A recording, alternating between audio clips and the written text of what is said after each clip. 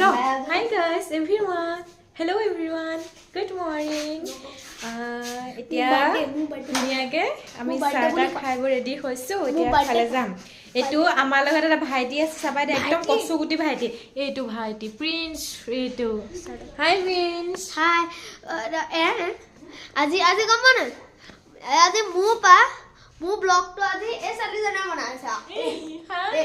এই চালিজনে মোক কৈছা কচুগুটি নিজে কি বুলি এটা তাৰপিছত কথা কৈছো দে গুড মৰ্নিং গাইস